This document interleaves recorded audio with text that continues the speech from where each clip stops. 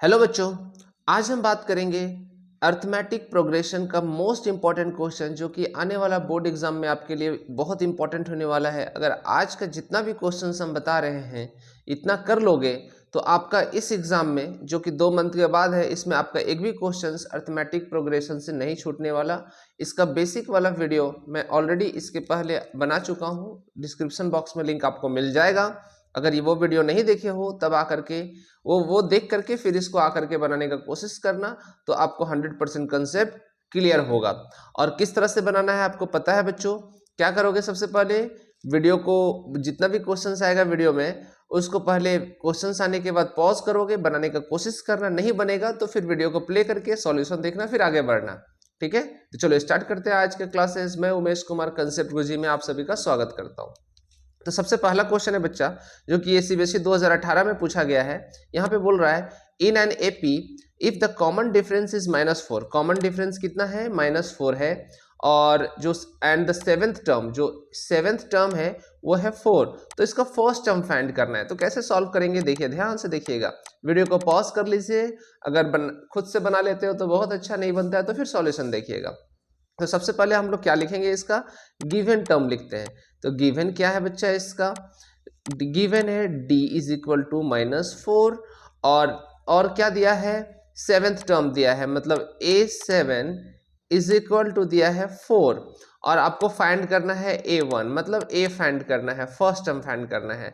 तो अब हम देखो कैसे फाइंड करते हैं। a7 इज इक्वल टू हम लिख सकते हैं a is equal to a7 is equal to a plus 6d। कोई दिक्कत नहीं। चलिए अब इसको हम वैल्यू पुट करेंगे।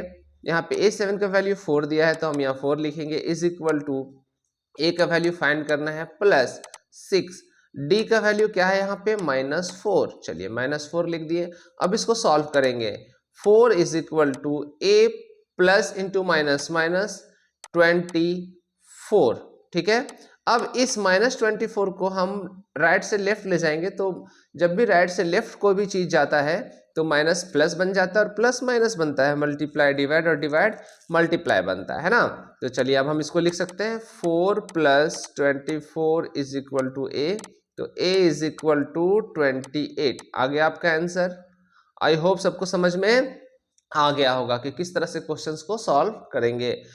पहले हर एक क्वेश्चंस को आप क्वेश्चन देखोगे, क्वेश्चन पढ़ोगे, वीडियो को पॉज कर लोगे, अगर नहीं बनता है तो फिर वीडियो को प्ले करोगे। ठीक है चलिए नेक्स्ट क्वेश्चन आते हैं अब हम लोग। नेक्स्ट क्वेश्चन है बच्चा क्वेश्चन नंबर 2।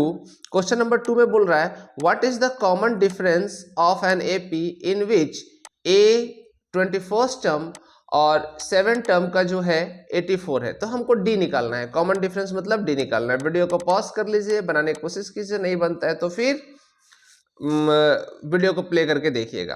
तो चलिए सबसे पहले हमको क्या निकालना है, यहाँ पर डी निकालना है, डी का वैल्यू निकालना है। अब यहाँ पर देखिए A21, अब गिवन क्या है A21 माइनस A7, मतलब 21th टर्म और 7th टर्म को हम माइनस करेंगे तो 84 आएगा, यही ना है। तो चलिए अब A21 को हम क्या लिख सकते हैं, इसका बेसिक वीडियो में हम ये सब सारा कुछ बताए हुए हैं। ठीक है, A प्लस 20d लिख सकते हैं। A7 को हम क्या लिख सकते हैं, a प्लस 6d लिख सकते हैं, यही ना होगा बच्चा। ये कैसे लिखते हैं प्रीवियस वीडियो में आप जाकर के देख सकते हो, डिस्क्रिप्शन बॉक्स में लिंक मिल जाएगा एपी का रिवीजन वाला वीडियो, उसमें हम डिटेल में बताए हैं। तो अब ये दोनों का ये जो वैल्यू है इसको हम गिवन वाला इक्वेशन 1 इसको मान लेते हैं, इसमें पुट कर देते हैं, है ना। चलिए 21 के A21 मतलब 21st टर्म में हम क्या पुट करेंगे, a प्लस 20d माइनस, अभी आप देखिए 7th टर्म में क्या पुट करेंगे a प्लस 6d। ठीक है, इज इक्वल टू क्या हो जाएगा 84। अब इसको सॉल्व करते हैं, a plus 20d minus a minus 6d is equal to 84। अब माइनस a और प्लस a कैंसिल आउट हो गया, तो 20d minus 6d is equal to 84 आते हैं यहाँ पे। अब चलिए यहां पर देखिए 20d माइनस 6d क्या हो जाएगा 14d इज इक्वल टू 84। तो d is equal to 84 by 14, reduce कीजिए 742। अब यहाँ 7 6 जा 42, डी इज इक्वल टू 6। देखिए कॉमन डिफरेंस यही ना पूछ रहा था हमको। हमेशा आंसर बनाने के बाद इसको स्क्वायर बॉक्स में या सर्कल जरूर कर दीजिएगा, अंडरलाइन जरूर कर दीजिएगा, जिससे कि आपका जो एग्जामिनर है आपके नजर, आपका जो पेपर देख करके एग्जामिनर की नज़र में रिफ्लेक्शन अच्छा बने। ठीक है, चलिए अब आते हैं क्वेश्चन नंबर 3 में। देखते हैं क्वेश्चन नंबर 3 क्या बोल रहा है। बच्चों देखो उसी तरह से करना है आपको। वीडियो को पहले पॉज कर लेना है क्वेश्चन पढ़ने के बाद, नहीं बनेगा तो फिर आपको क्या करना है, वीडियो को प्ले करके एंड सॉल्यूशन देखना है। तो चलिए स्टार्ट करते हैं। यहाँ पर बोल रहा है ये which of the term of the progression 65 61, ये जो गिवन एपी है फर्स्ट नेगेटिव टर्म आएगा। यहाँ देखो आप, यहाँ डिक्रीजिंग ऑर्डर में है तो कहीं ना कहीं तो नेगेटिव टर्म आएगा ना, तो कौन सा टर्म में होगा, तो मतलब हमको यहाँ पर फाइंड करना है बच्चों एन, है ना। तो चलिए सबसे पहले अब हम जो मेरा गिवन है इसको देखते हैं। ए मेरा दिया हुआ है 65। अच्छा डी हमको निकालना है, तो डी निकालने के लिए क्या हो जाएगा, A2 माइनस A1। अब 61 माइनस 65, A2 हमारा क्या है यहाँ पर देखो, ये A2 है, ये A1 है, ये A3 है और ये A4 है, एज सो ऑन चलता जाएगा, है ना। तो क्या हो जाएगा बच्चों, -4। मतलब D का वैल्यू क्या आ गया, -4। A का वैल्यू क्या आ गया, 65। चलिए अब हमको nth टर्म निकालना है। जो an है वो लेस होना चाहिए 0 से, यही ना होना चाहिए। बहुत अच्छा, तो अब हम an का फॉर्मूला जानते हैं। nth टर्म का formula a plus n minus 1 into d. ठीक है, तो जो an है 0 से छोटा है, ठीक है, तो an यहाँ पर 0 कर देते हैं। ये a का वैल्यू क्या है बच्चा, 65, तो यहाँ 65 लिखेंगे प्लस n का वैल्यू फाइंड करना है n माइनस 1। अब d का वैल्यू क्या है मेरा, -4। अब इसको सॉल्व करते हैं, इसको क्या करेंगे, सॉल्व करेंगे। तो चलिए 65, अब plus minus -4, minus into minus plus, ठीक है, ये 4n हो जाएगा +4। अब यहाँ पर देखिए इसको फर्दर हम सॉल्व करेंगे, इसके बाद आगे आप खुद ही कर सकते हो। तो यहाँ हो जाएगा 65 + 4 69 माइनस 4n।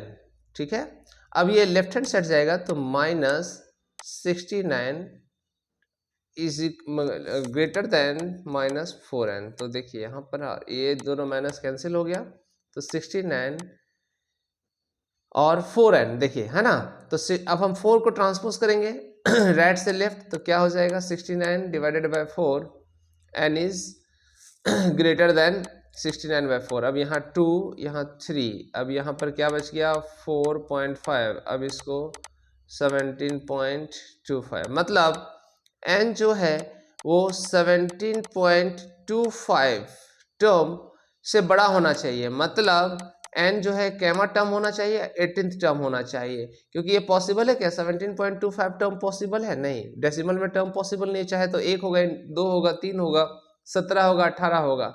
तो n फर्स्ट नेगेटिव टर्म आने के लिए हमको कौन सा टर्म के लिए, कौन सा टर्म तक इंतजार करना पड़ेगा, 18th टर्म तक इंतजार करना पड़ेगा। आई होप सबको समझ में आ रहा होगा। चलिए नेक्स्ट क्वेश्चन देखते हैं हम लोग। नेक्स्ट क्वेश्चन क्या बोलता है, फिर से वही काम कीजिएगा, वीडियो को पॉज करके खुद से बनाने की कोशिश कीजिएगा, नहीं बनेगा तो फिर फर्दर प्ले कीजिएगा। Find the 10 terms of an AP from the end of the AP. And से 10th टर्म निकालना है। कहां से बच्चा, एंड से। तो अब यहां पर देखिए एंड से हमको 10th टर्म निकालने के लिए अब हमको ये जो इसको जो है हम A1 मान लेते हैं, डॉट डॉट डॉट इस तरह से चलते जाते हैं। तो चलिए A1 मतलब फर्स्ट टर्म हम मान लेते हैं, लास्ट वाला को फर्स्ट टर्म 254, ठीक है, फर्स्ट टर्म 254 हो गया। अब डी निकालने के लिए हम क्या करते हैं, कोई भी दो टर्म को जस्ट उसके बाद वाला टर्म से उसके पहले वाला टर्म को माइनस करते हैं। तो डी इज इक्वल टू, चलो ये दोनों टर्म को माइनस कर दे क्या, ये दोनों टर्म को माइनस कर देते हैं, है ना। तो यहाँ पर हो जाएगा 4 - 9, तो डी इज इक्वल टू हो गया -5। कोई दिक्कत, क्योंकि डी तो कॉमन डिफरेंस, सब टर्म्स का कॉमन डिफरेंस तो सेम होगा, तभी तो एपी में है ना। तो चलिए अब यहाँ आते हैं बच्चा, हमको कौन सा टर्म निकालना है, 10th टर्म निकालना है। तो A10 निकालना है। तो अब हम जानते हैं A10 इज इक्वल टू क्या लिख सकते हैं, A + 9D लिख सकते हैं। तो A का वैल्यू मेरा पता है 254 + 9, D का वैल्यू -5, तो 254 प्लस माइनस माइनस 45, तो क्या हो गया 209। देखो कितना इजी क्वेश्चन था। 8/10 from the end of the term is 209। I hope सबको समझ में आ गया होगा। वीडियो को लाइक, सब्सक्राइब और शेयर भी कर देना बच्चों, और वीडियो को आप बेल आइकन भी दबा देना, बेल नोटिफिकेशन भी दबा देना, जिससे कि आपको जितना भी कोई भी चैप्टर का आपका क्लासेस का वीडियो यहाँ पर मैं अपलोड करूंगा तो आपके पास नोटिफिकेशन पहुंचेगा। ठीक है, तो चलिए नेक्स्ट क्वेश्चन देखते हैं बच्चा। नेक्स्ट क्वेश्चन क्या बोलता है यहाँ पे, the first term of the AP is p and the common difference is q, then find its 10th term. पहला टर्म जो एपी का है वो पी है और कॉमन डिफरेंस क्यू है। सीबीएसई 2020 का क्वेश्चन है, बहुत ही इंपॉर्टेंट क्वेश्चन है। तो और इसका 10th टर्म निकालने के लिए बोल रहा है। तो चलो वीडियो को पॉज करके खुद से बनाने का कोशिश करो, नहीं बनता है तो हम है ना, चिंता नहीं करना है। तो फर्स्ट टर्म क्या है पी, कॉमन डिफरेंस क्या है क्यू, और आपको क्या निकालना है 10th टर्म निकालना है। 10th टर्म निकालना है आपको, है ना। तो चलिए 10th टर्म निकालने के लिए हमको पता है a + 9d यही होता है। तो a 10th term is equal to a का वैल्यू क्या है p प्लस 9 का 9 और d का वैल्यू क्या है बच्चा q। ओहो, एकदम बचवा वाला सवाल। कुछ था क्या क्वेश्चन में, जान था? एकदम नहीं था, बच्चा वाला सवाल है बच्चा। चलिए अब आते हैं नेक्स्ट क्वेश्चन में। नेक्स्ट क्वेश्चन फिर से वही काम, वीडियो को पॉज कीजिएगा, नहीं बनेगा तो फिर हम हैं, चिंता नहीं करना है। चलिए सॉल्यूशन सीबीएसई 2022 का क्वेश्चन है ये बच्चा। तो which term of the AP is, अच्छा ये बोल रहा है ये जो एपी है, ये एपी का सीक्वेंस है, कौन सा टर्म जो होगा 49/2 होगा, एपी का कहमा टर्म होगा 49/2। चलिए बहुत अच्छा है, एन निकालना है हमको। तो सबसे पहले गिवन जो टर्म है, जो गिवन एपी का टर्म है उसको यूज करते हैं। ए का वैल्यू क्या है यहाँ पर मेरा -11/2, डी का वैल्यू क्या हो जाएगा, चलिए सब्ट्रैक्ट करते हैं -3, ठीक है, -11/2 यही ना करेंगे। क्यों? क्योंकि डी का वैल्यू क्या होता है a2 - a1, ठीक है। तो यहाँ पर ये a1 हो गया, ये a2 है, a3 है, करते जाएंगे, चिंता नहीं करना है, बहुत आसान है, बस बेसिक को फॉलो करो। माइनस इंटू माइनस प्लस, +11/2 लिख दिया। अब ये 1 है, कोई दिक्कत नहीं। तो यहाँ पर देखिए हम क्या लेंगे, एलसीएम लेंगे।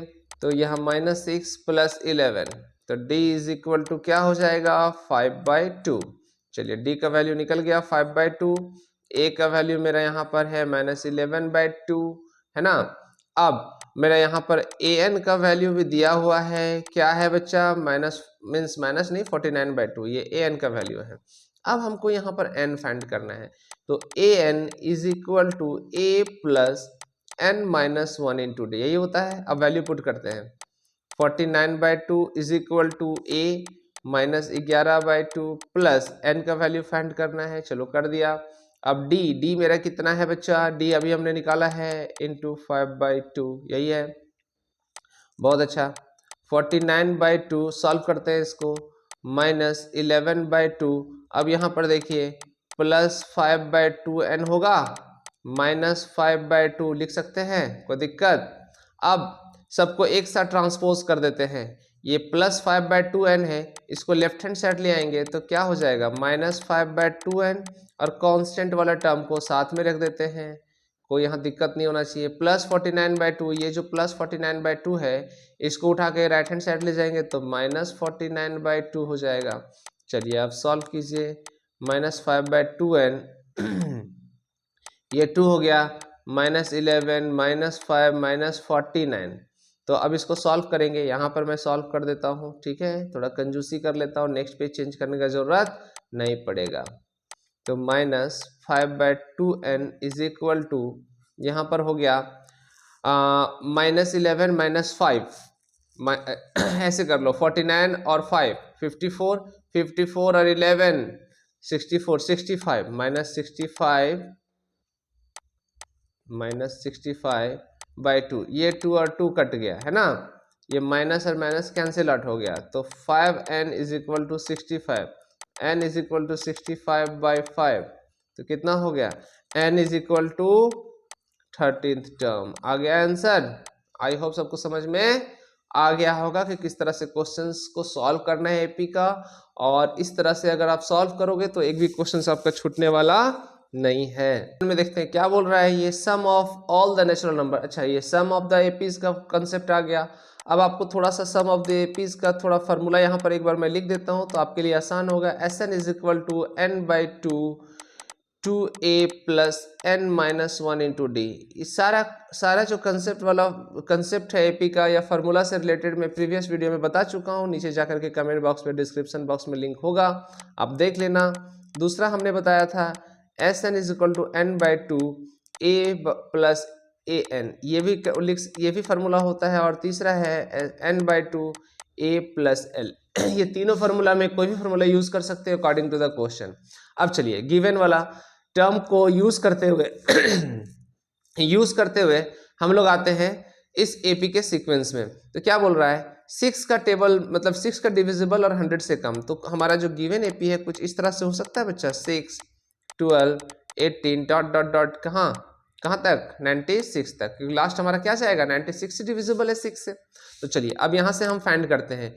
एक हमारा क्या है 6 है, डी हमारा कितना है बच्चा, डी 12 माइनस 6 मतलब कितना है 12।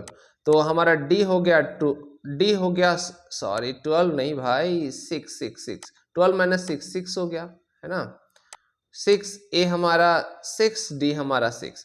और यहाँ से और ए एन हमारा कितना है, ए एन है हमारा 96। तो यहाँ से हम n का वैल्यू निकाल सकते हैं कि नहीं, n का वैल्यू निकल जाएगा तो हमारा सम ऑफ द एपीज भी निकल जाएगा। तो चलो हम जानते हैं a n is equal to a plus n minus one into d. ठीक है, अभी दो फार्मूला यूज होगा, ए एन का भी फार्मूला यूज होगा और एस एन का भी फार्मूला यूज होगा। तो यहाँ पर देखिए ए एन हमारा कितना है बच्चा 96 is equal to a 6 plus n minus one, d हमारा कितना है 6 है। चलिए फिर से हम कंजूसी कर रहे हैं, यहीं पर स्क्रीन को डिवाइड करके बना दे रहे हैं। ठीक है, तो चलिए 96 is equal to 6 plus 6 n minus 6। Solve कर दिए इसको, कोई दिक्कत है क्या, यहीं पर सॉल्व कर दिए, दिक्कत नहीं है। तो चलिए अब ये प्लस 6 और माइनस 6 कैंसिल आउट हो गया, तो 96 इज इक्वल टू 6n। तो n इज इक्वल टू क्या हो जाएगा 96 बाई 6, कट दीजिए इसको, 3 48 1, ठीक है 6, n का वैल्यू कितना हो जाएगा 16, n का वैल्यू 16 आ गया। अब Sn का फॉर्मूला हम लगा देंगे n by two a plus a n. देखिए अब आसान हो जाएगा। Sn का वैल्यू हमने कितना निकाला है, यहाँ पर नहीं निकाला है, हमको यही फाइंड करना है। Sn का वैल्यू, n का वैल्यू क्या निकल गया 16 बाई टू, a का वैल्यू क्या है 6 है, यहाँ पर देखिए यहाँ पर निकाल चुका हूँ मैं a का वैल्यू 6 प्लस an का वैल्यू कितना है, an लास्ट वैल्यू यहाँ देखिए 96, तो 96। ठीक है, Sn इज इक्वल टू, ये कैंसिल आउट कर दीजिए, 8 हो गया, 8 इंटू 96 प्लस 6 कितना हो गया 102। तो Sn is equal to multiply कीजिए 102, यहाँ पर देखिए 102 इंटू 8 16 8, तो कितना हो गया बच्चा 816। लो आ गया आंसर, एकदम आसान था बच्चा वाला, एकदम सिर्फ फार्मूला बेस्ड है, सबसे आसान चैप्टर यही है बच्चा। आई होप सबको समझ में आ गया होगा कि किस तरह से क्वेश्चंस को हम लोग सॉल्व करते हैं। और साथ ही साथ अगर जितना क्वेश्चन हमने आपको बताया है इससे बाहर एक भी क्वेश्चंस आपका नहीं होगा बच्चों। अगर इसके बाद भी आपको कोई भी क्वेश्चंस में डाउट है एपी से रिलेटेड तो आप नीचे कमेंट बॉक्स में कमेंट कर सकते हो। उसके लिए फिर हम एक अलग से वीडियो, आपका क्वेरी वाला वीडियो लेकर के आएंगे। इतना क्वेश्चन जरूर सॉल्व कर लेना। इसके बाद हम नेक्स्ट वीडियो में आपके लिए ट्रायंगल्स का बेसिक कंसेप्ट वाला रिवीजन वाला वीडियो लेकर के आएंगे, और उसी में सारा क्वेश्चंस, उसके बाद वाला वीडियो में एक 2 4 5 6 क्वेश्चंस भी होगा जो कि आपके एग्जामिनेशन पॉइंट ऑफ व्यू से बहुत इंपॉर्टेंट होने वाला है। तब तक के लिए thank you, bye bye, take care. Video को लाइक, सब्सक्राइब और शेयर भी कर देना, बेल नोटिफिकेशन भी दबा देना, जिससे कि आपको टाइम टू टाइम वीडियो का नोटिफिकेशन मिलता रहे। Bye bye.